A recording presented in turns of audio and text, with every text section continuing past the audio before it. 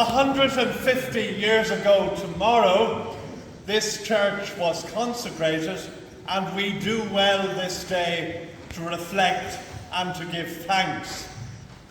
It was a notable event. The consecration was performed by one of my predecessors, Bishop Bernard, and the newspapers of the day recorded the event, that the church was built to seat 450, but there were 500 there. And more particularly, that the bishop ascended the pulpit, for in those days no simple verb was adequate if you could find a more impressive one. The bishop ascended the pulpit and spoke at length. Well, I'm sure he had plenty to say. But the local papers went on to say he confined his remarks to 3 things. First of all, a lengthy elucidation of a particular verse of Scripture, which I'm sure I should do, but I won't. Secondly, he spoke with feeling about the memories of leaving the former church and of all that had happened there. In other words, he knew very well that all novelty is treated with suspicion, and he had to soothe those who felt that the past had been better. That goes with the turf very often. And finally and inevitably, he appealed for money to finish the job. Notwithstanding the great generosity of the Marquis of Sligo and others, and of many other benefactors who had made this a conspicuously beautiful place, not least in the Anglican idiom of the day. And so it was that after his long sermon, £35 was collected. It goes with the turf for bishops, not so much these days to consecrate churches, but to preach at special events marking their birthdays. And so it was that last week, at the very far end of this now vast diocese, I preached in Killaloe in County Kerry, where the church is unusually young and was only 25 years old. And that was a much more difficult sermon to preach, actually, because in front of me were lots of people who had been there. And therefore I could not make up the history because they were witnesses of it. On this occasion I can say what I like because nobody was here then. I always think there is a tendency in the Church of Ireland and beyond to enjoy, and clearly Bishop Bernard was aware of this 150 years ago, to enjoy wallowing in the backward look. He had to deal with those who clearly thought the old church was nicer. And there is a tendency on these occasions, as we look back, to say it was better in the past, that everything was great then, that the pews were full and the church was overflowing, that you could barely get in, that everything was hunky-dory and the past was golden.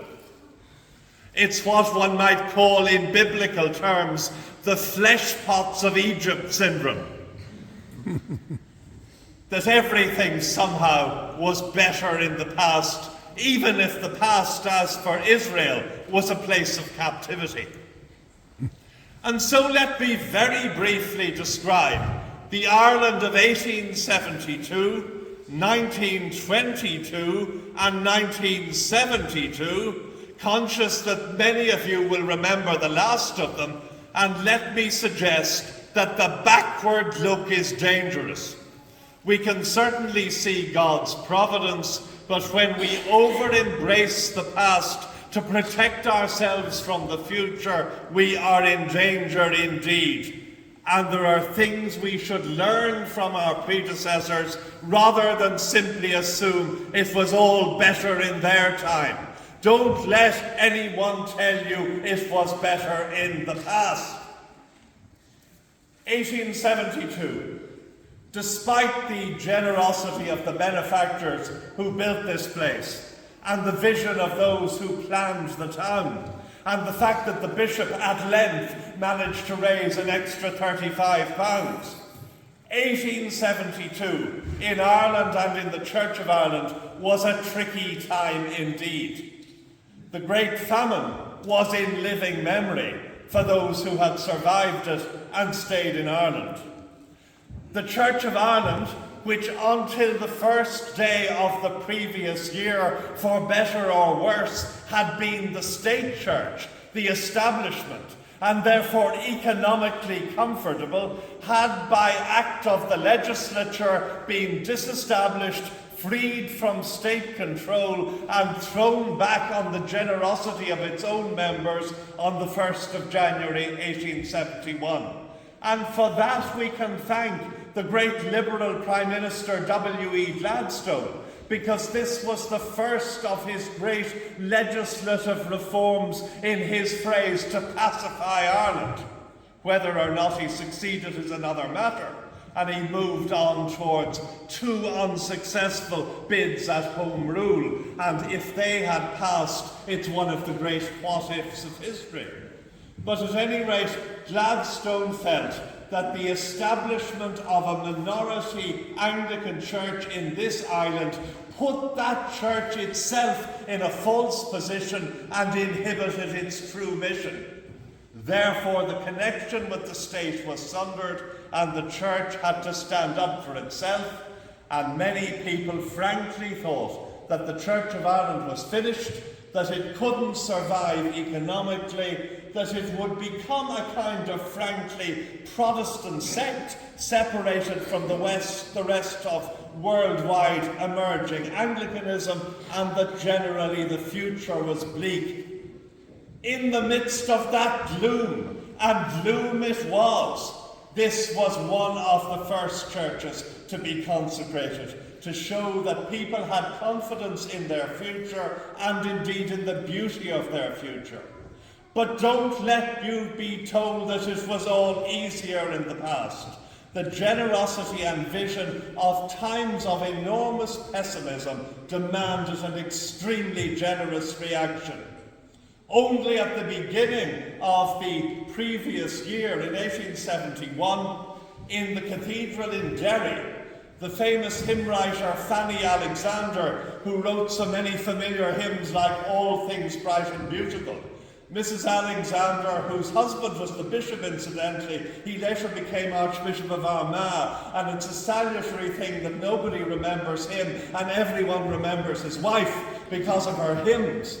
But even Mrs. Alexander was gloomy in 1871, and she composed a hymn specially to be sung in the cathedral in Derry about how drearily a new year broke upon a churchless nation. So, don't think they were all cheering when they came here in 1872. Then I move on to 1922, when I rather suspect there would have been a goodly gathering to celebrate the 50th birthday of this church. People who still remembered it, who had travelled its journey of hope. But in case you think they all came smiling in 1922, they most certainly did not. The country was in the middle of civil war. People had turned upon their former friends. The country had been but recently shaken by the sudden death of Arthur Griffith and the assassination of Michael Collins. There had been the treaty split. 2 of the key players in the formulation of the treaty agreement had already died. People wondered how on earth political stability, consensus, and vision could ever emerge. And in the middle of that, the Church of Ireland had its own tensions. There were those who lamented the ancien regime. There were those who embraced the future with utter joy. A few years later, the famous Canon Hannay, George Birmingham, who was such a pillar of the Gaelic League and friend of Douglas Fahida, the first president and a key player in the split in Conradh na Gaeilge. All of these tensions were going on in the Church of Ireland. There had been a drain of people who had been associated in many parts of the country with the former political administration and armed forces. Again, there was doubt whether the Church of Ireland could cohere and survive economically, but it did, and became very much an integral part of the pluralism over time of the new state. But don't think that it was easier in the past, and that those who came here to remember 50 years of this place in the middle of a civil war were all cheering. And so I moved to 1972, which many of you, well, I look at the congregation, at least some of you, including myself, can undoubtedly remember. 1972 in many ways seemed a good time. There was reason to cheer as people came here for the centenary. In the porch, there is a board marking the ecumenical significance of that in the town, and that would have been unheard of in the previous commemorations. Ireland was on the cusp of economic development. The 1st of January of the following year marked accession to the then European community. But the storm clouds were gathering. 1972 was amongst the worst year of the Troubles in Northern Ireland, which had flared up some years previously. The former political establishment at Stormont had been prorogued. There was enormous doubt as to whether any way forward that would resolve the tensions that had been rooted in the civil rights movement there would ever be resolved. It was a time of bloodshed that many feared would spill over to the Republic. But more than that, and let's be honest, we were beginning to learn in the 1970s, and I was a teenager then, that the Republic itself, although making economic progress, was living with a certain social and moral lie. That we thought that all was hunky-dory and that we were morally pure, but we were discovering that we most certainly were not in relation to single mothers, the treatment of their children, women's rights, discrimination against women under the law, the whole issue of some of the things that became par for the course a decade or so later, like reform of family law and access to family planning. All these things were under the cauldron of an apparently prospering republic in the early 1970s and were to boil over quite soon. Nobody then would even have dared to mention the decriminalization of gay relationships. So it was ecumenically hopeful, but the clouds of political tempest and of social reality were beginning to, as it were, thicken. And those who had a shrewd eye on the barometer of society, when they sought God's guidance in 1972 to chart the way forward, knew it would be turbulent.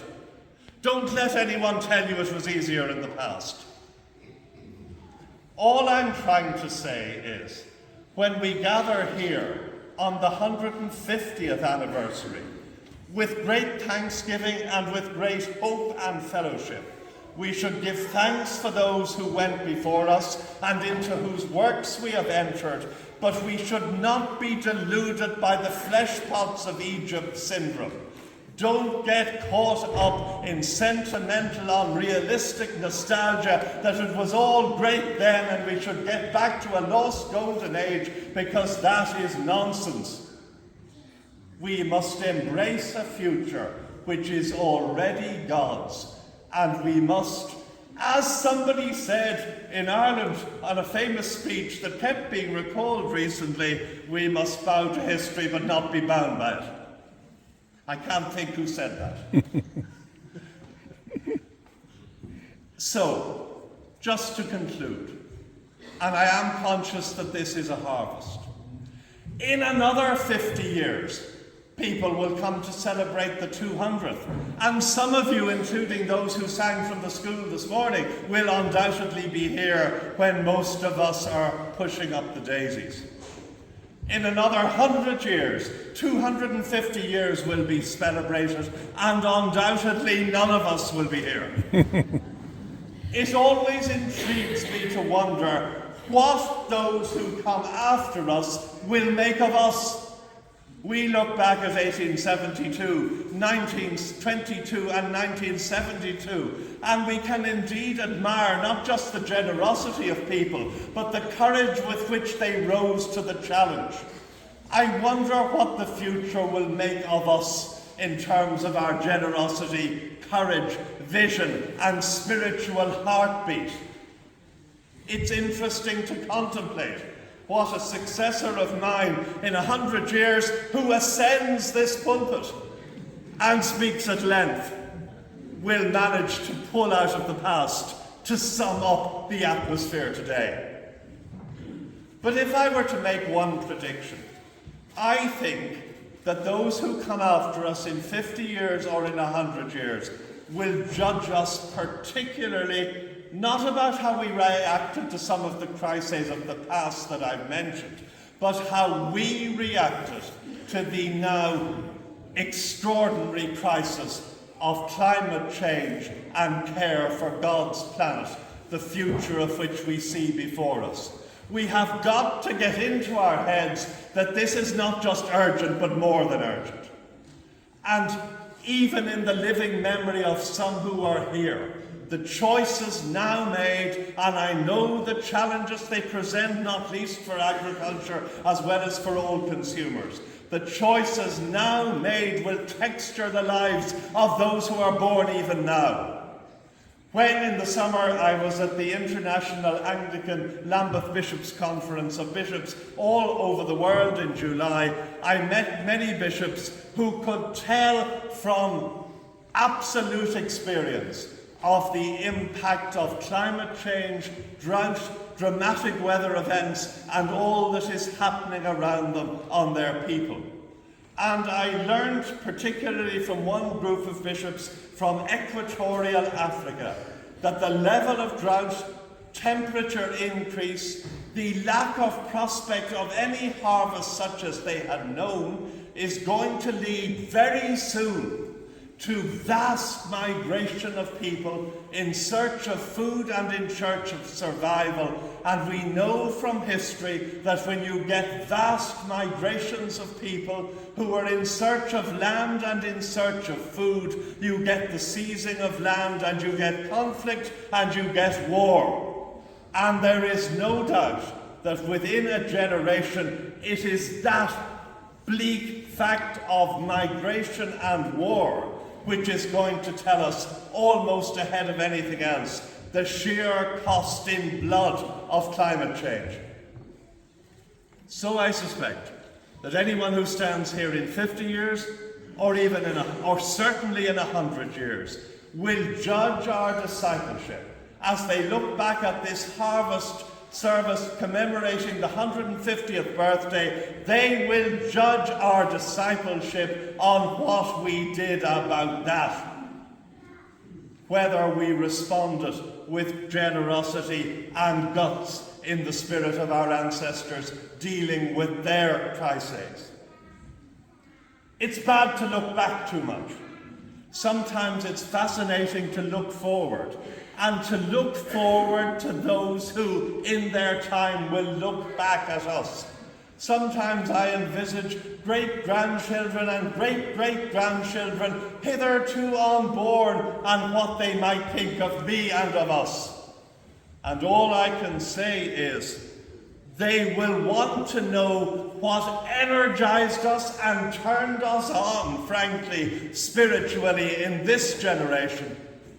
And if we have not co-created the planet which is God's well with God, they will have every reason not to sing our praises, but to damn our memory.